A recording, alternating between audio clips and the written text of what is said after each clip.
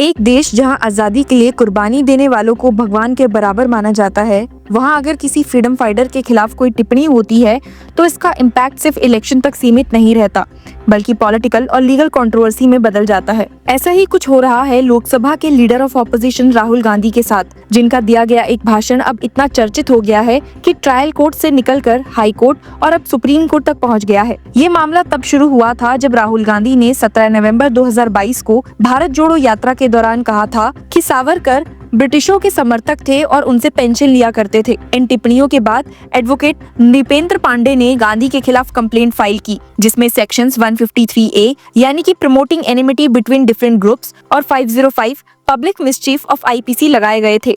Complaint में ये दावा किया गया कि गांधी ने जानबूझकर देश में दंगा फैलाने वाले बयान दिए। अब हालांकि इस मामले को लेकर डेफेमेशन केसेस ट्रायल कोर्ट्स में तो चल ही रहे हैं। यहाँ तक कि वीर सावरकर के ग्रैंड नेफ्यू ने भी राहुल गांधी के ऊपर केस फाइल किया है और मैक्सिमम पनिशमेंट की सजा मांगी है। लेकिन जब ये मामला सुप्रीम कोर्ट तक पहुँचा तो मामले की सीरियसनेस और भी बढ़ गयी। अप्रैल 2025 में सुप्रीम कोर्ट ने इलाहाबाद हाई कोर्ट के ऑर्डर पर स्टे लगा दिया, लेकिन गांधी के बयानों को लेकर अपनी नाराजगी भी व्यक्त की। Bench of justices Dipankar Datta और मनमोहन ने गांधी के रिमार्क्स को इररिस्पॉन्सिबल बताया और कहा, You have a good point on law and you will get a stay, but any further statement by him will be taken up suo motu.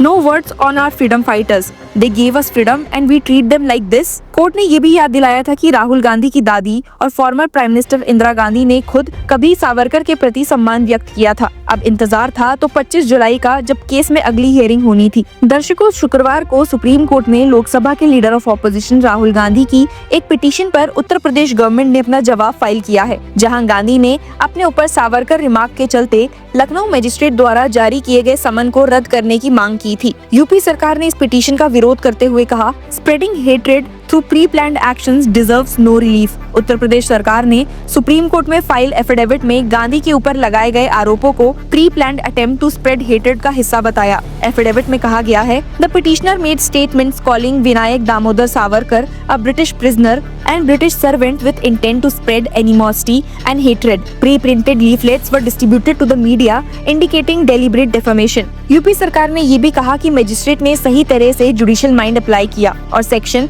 153A और 505 IPC के तहत प्राइमा फेसी केस पाया। सरकार ने कहा है, the learned magistrate properly applied judicial mind to facts and evidence, determining a prima facie case under section 153A and 505 IPC। आपको बता दूं कि 24 अप्रैल 2025 को सुप्रीम कोर्ट ने गांधी की पिटीशन पर नोटिस जारी किया था और इंटरिम स्टे भी दिया था, जिसका इफेक्ट अभी भी जारी है। पर सरकार ने इस इंटरिम रिलीफ को अपोज करते हुए कोर्ट से अपील की कि गांधी के खिलाफ प्रोसीडिंग्स को क्वैश ना किया जाए। एफिडेविट में यूपी सरकार ने ये भी कहा है, the order passed by Allahabad high court is justified and legal. Interferences by this court is not warranted. 25 जुलाई को छोटी सी हियरिंग हुई, जिसमें सुप्रीम कोर्ट ने कहा कि अगले 4 हफ्तों में मैटर लिस्टेड है और इंटरिम रिलीफ तब तक जारी ही रहेगा। आपको बता दूं कि इनिशियली कंप्लेंट पर कार्रवाई करते हुए लखनऊ के मजिस्ट्रेट ने 12 दिसंबर 2024 को गांधी के खिलाफ समन जारी किए थे, पर गांधी ने इलाहाबाद हाई कोर्ट का रुख किया, जहां 4 अप्रैल 2025 को जस्टिस सुभाष विद्यार्थी ने रिलीफ देने से इनकार कर दिया।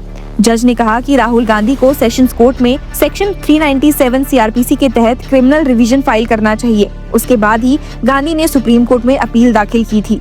इस पूरे मामले का एक ट्विस्ट ये भी था कि जून 2023 में additional chief judicial magistrate Amrish Kumar Srivastava ने इनिशियल कंप्लेंट खारिज कर दी थी, लेकिन कंप्लेनेंट पांडे ने सेशंस कोर्ट में रिवीजन फाइल किया, जहां से कंप्लेंट को दोबारा रिवाइव किया गया। इसके बाद मजिस्ट्रेट ने फ्रेश हियरिंग में समन जारी किए। जो रिमार्क्स राहुल गांधी ने भारत जोड़ो यात्रा के दौरान दिए थे, उनमें ये भी कहा गया था that Savarkar prayed for release with folded hands and later on promised to work for the British government.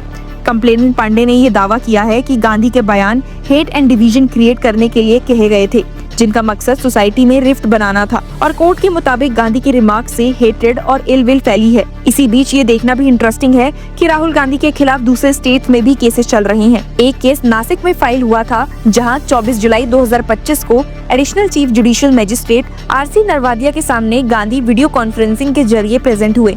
वहां उन्होंने अपने ऊपर लगाए गए आरोपों को नॉट गिल्टी बताते हुए बेल की डिमांड की। कंप्लेनेंट देवेंद्र भूतादा के एडवोकेट मनोज पिंगले ने कोर्ट से कहा, the court allowed the plea on a bond of ₹15,000।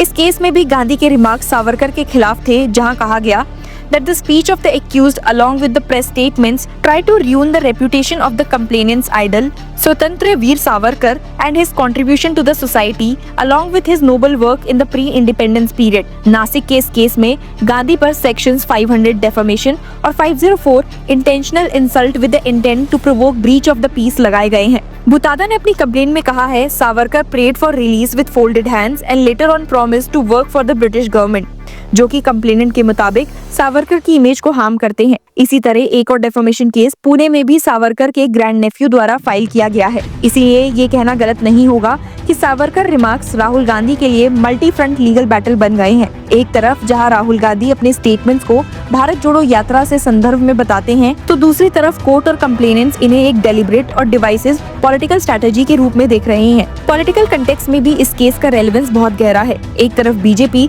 Gandhi पर एंटी नेशनल और फ्रीडम फाइटर्स को डिसरिस्पेक्ट करने वाले लीडर के रूप में नैरेटिव बिल्ड करते हैं, तो दूसरी तरफ कांग्रेस गांधी को सच बोलने वाला नेता के रूप में दिखाना चाहते हैं। पर सुप्रीम कोर्ट का व्यू पॉइंट क्लियर है, फ्रीडम फाइटर्स के खिलाफ इररिस्पॉन्सिबल कमेंट्स ना किए जाएं और सुप्रीम कोर्ट ने गांधी को क्लियरली वार्निंग भी दी है that any further statement by him will be taken up suo motu. ये वार्निंग ना सिर्फ लीगल है बल्कि पॉलिटिकल भी।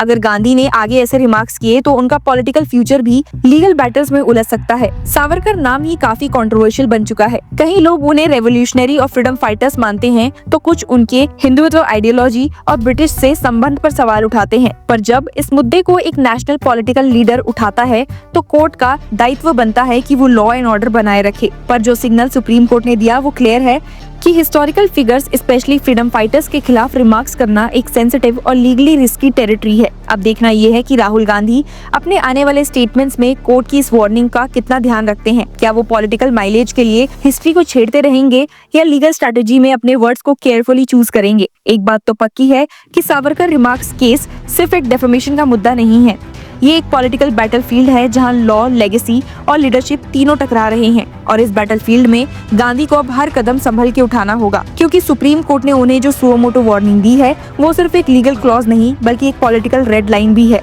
आपका इस कंट्रोवर्सी पर क्या कहना है, हमें कमेंट्स में जरूर बताइए। And keep following us for more legal updates and news.